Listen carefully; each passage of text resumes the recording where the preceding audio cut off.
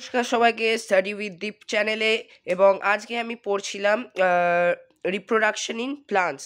So আমি revision করছিলাম এটা, এবং আমি একটা ট্রিক খুঁজে পেলাম, ভালো ট্রিক। অ্যাসেক্সুয়াল রিপ্রোডাকশনের যে 5টা টাইপ হয়, binary fission, budding, fragmentation, spore formation, vegetative propagation, এই 5টা টাইপকে ইজিলি মনে রাখবার একটা ট্রিক, সিম্পল ট্রিক।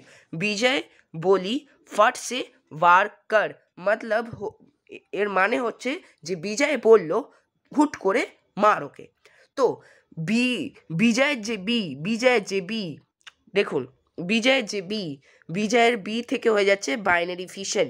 বাডিং বলির যে বি হচ্ছে এটা থেকে হয়ে যাচ্ছে বাডিং। ফ্র্যাগমেন্টেশন ফাটসে যে ফাটের যে এফটা রয়েছে ওটা থেকে হয়ে যাচ্ছে ফ্র্যাগমেন্টেশন।